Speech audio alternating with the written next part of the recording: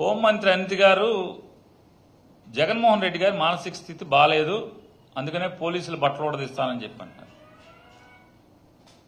ఈ మంత్రి గారి సంస్కారం గురించే మనం మాట్లాడుకుంటే ఆవిడ ఎంత పెద్ద సంస్కారవంతురాలంటే, ఆవిడ తెలుగుదేశం పార్టీకి మహిళా అధ్యక్షురాలుగా ఉండి,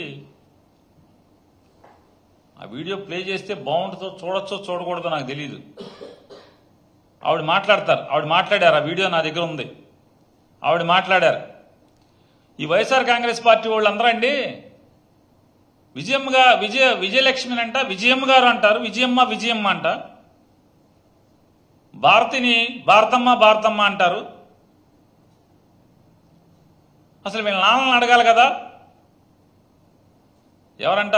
వైఎస్ఆర్ కాంగ్రెస్ పార్టీ వాళ్ళు వాళ్ళ నాన్నలను అడగాలంట, తండ్రుల్ని. నేను భారతమ్మ అంటున్నాను, విజయమ్మ అంటున్నాను, నీకేమైనా సంబంధం ఉందా అని అడగాలంట.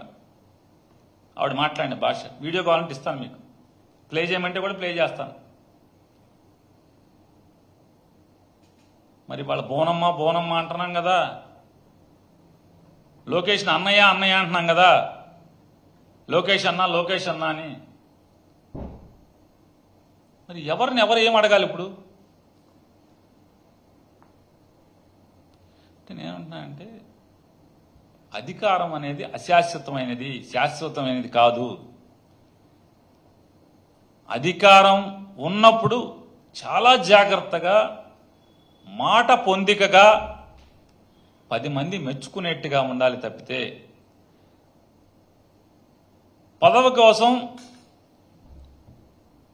ఏ మాట అయినా మాట్లాడతారు అనేటి ముద్ర ఎంచుకోవటం వల్ల మన పతనానికి నాంది తప్పితే, మన పతనానికి కారణమే తప్పితే అది మంచిది కాదు అని వారికి హితవు చెప్తున్నాను. మంచిది కాదు అని హితవు చెప్తున్నాను.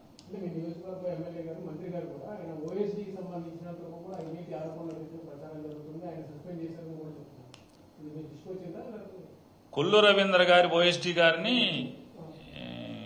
అవినీతి ఆధారాలు దొరికినాయి అని తీసేశారు ప్రభుత్వం అని చెప్తున్నాను.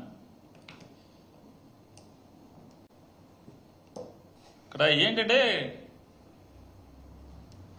కొల్లు రవీంద్ర గారికి 2 బాగా ఆర్థిక లావాదేవీలు చాలా పెద్ద ఎత్తున ఉండేటువంటి ఆస్కారం ఉన్నటువంటి 2 శాఖల్ని వారికి ఇచ్చారు. ఎక్సైజ్ శాఖ, మైనింగ్ శాఖ. 2 శాఖలు వారి దగ్గరే ఉన్నాయి.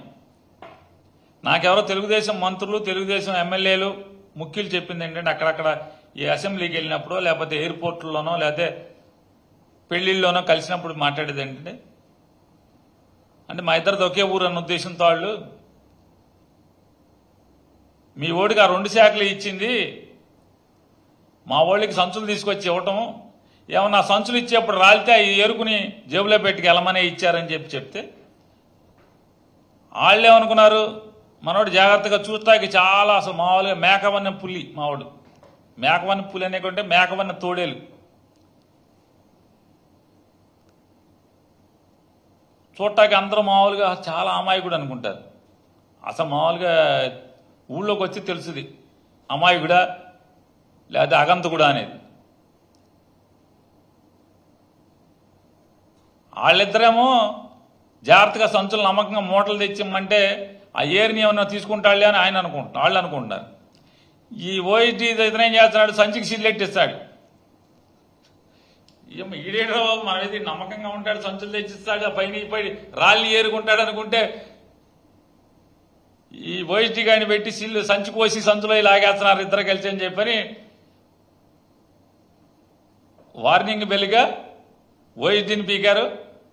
ఈ సంచులు కోయటం ఆపకుండా చేతివాటం చూపిస్తా ఉంటే ఖచ్చితంగా శాఖలు కూడా పీకే పరిస్థితి మాత్రం ఖాయంగా వస్తుందనేది మనకు అర్థమవుతుంది రాజకీయాలు చూసిన వాళ్ళు. రెండోది, ఇది ఇప్పటికే ఆంధ్రజ్యోతిలో 2 సార్లు రాశారు. ఈ 2 శాఖల్లో విపరీతంగా ట్రాన్స్ఫర్లో చేతులు మారిని, బల్ల కింద చేతులు బాగా తడిపారని చెప్పని ఆంధ్రజ్యోతిలో రాశారు, సాక్షిలో కాదు. ఇప్పుడు ఓఎస్డీని పీకారు. అది చిల్లరేరుకుంటారా బాబు, సంచుల నుంచి బండి అంటే సంచికి చిల్లేరుతున్నారని చెప్పని కోసినట్టున్నారు.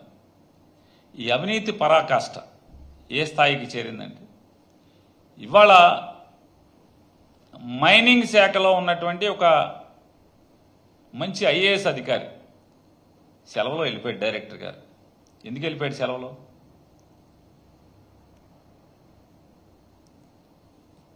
ఈ సెలర కూడా భరించలేక వేధింపులు, డబ్బు డబ్బు డబ్బు డబ్బు ఫైల్స్ సంతకాలు పెట్టు, ఈ గోల్తోనే ఐఏఎస్ ఆఫీసర్ కూడా పలాయనం చిత్తుకుంచుకునే పరిస్థితులు. కాబట్టి ప్రస్తుతం ఆ ర్యాంకింగ్లు ఇస్తే అవినీతి పరాకాష్ట, అవినీతి సామ్రాట్ మావురుడు అవుతాడని చెప్పనేది సెక్రటరియట్ వర్గాలు పోగొట్ట.